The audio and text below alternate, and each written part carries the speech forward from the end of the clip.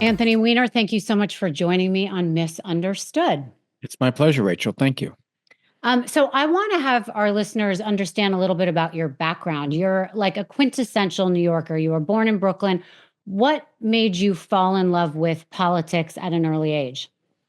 Well, it's not really clear. I have different stories than people around me have.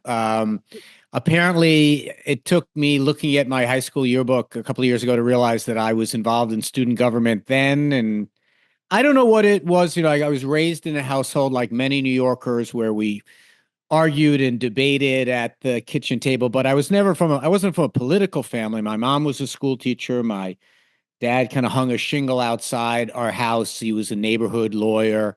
But there was always a deep connection between the notion that where we were from, being New Yorkers meant a little something.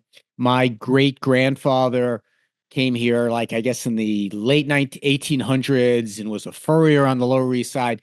Being a New Yorker was always part of my identity as far as I can remember. But politics was kind of accidental, like a lot of people. I read a little bit about it in college and things like that. But it wasn't until after college, where I went to work on Capitol Hill, that the bug really bit me. And how did you get your first internship or job? Like, how did you actually get into it? Yeah, it's a little bit of an embarrassing story. I was a political science major in college. And I wrote a letter to my congressman. I had to look up who he even was. I misspelled his name in the letter, and I just said, I want to come volunteer. It was Chuck Schumer. He was my congressman, and I spelled it. It's Schumer. He saved the letter to this day and frequently uses it to make fun of me.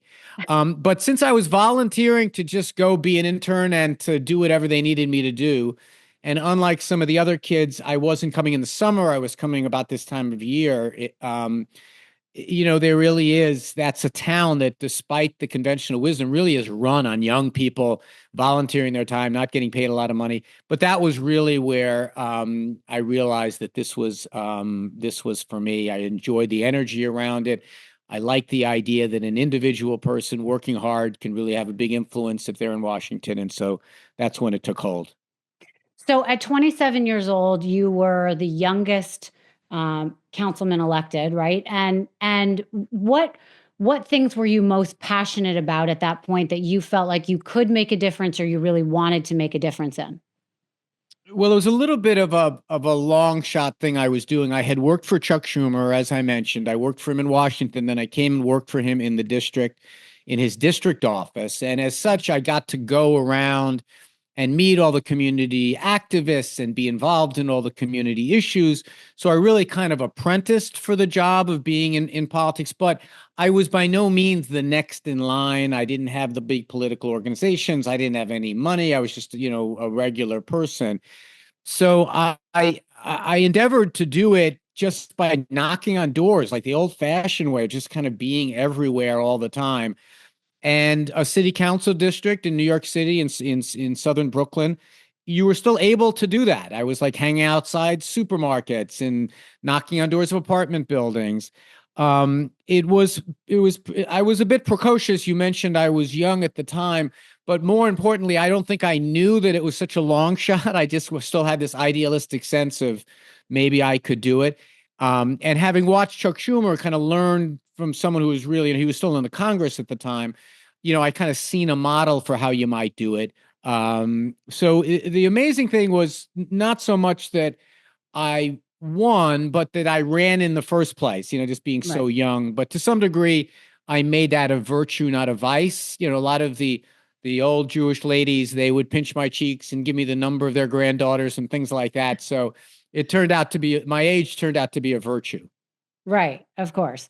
So can you explain to people what the job and the impact, I guess, of a city councilman is? I feel like people don't really know.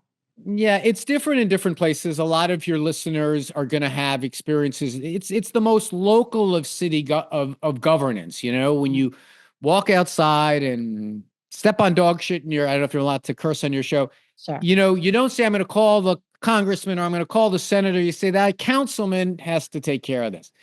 In a way, and as it relates to New York City, it's a much bigger job in New York City because of how big New York City is. You represent about 170,000 some odd people, and you're dealing with a budget that's larger than some states.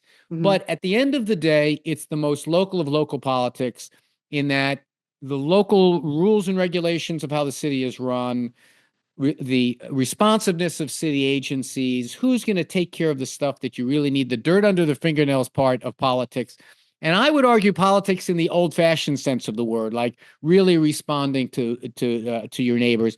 That's what a city councilman does, and that's true whether you're in Palm Beach, in Brooklyn, or in a tiny town in the Midwest. It's basically the same job. Right.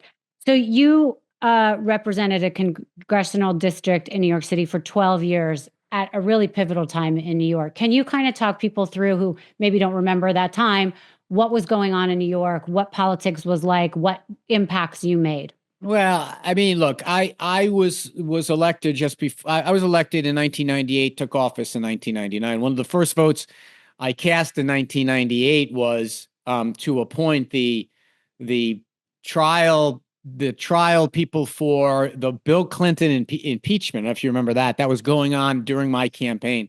Wow. But the job quickly changed after September 11th. I had been in for a couple of years, and I represented a district in Congress that had a disproportionate number of civil servants, particularly in the community of Rockaway in my district. A lot of police officers, a lot of firefighters, an enormous amount of funerals and broken families after September 11th. So September 11th, both in the recovery element of it, rebuilding our city, but also in our reaction to terrorism and the Gulf War and all these different things. It was a moment, it was probably the moment that defined the city, certainly for the next years to come, everything from what we were going to do at the site of September 11th to how we were going to help our families recover, to getting 9/11 first responders the health care that they needed. It really did become something that dominated the conversation for a long time in New York City. And that was when I was a relatively new member of Congress.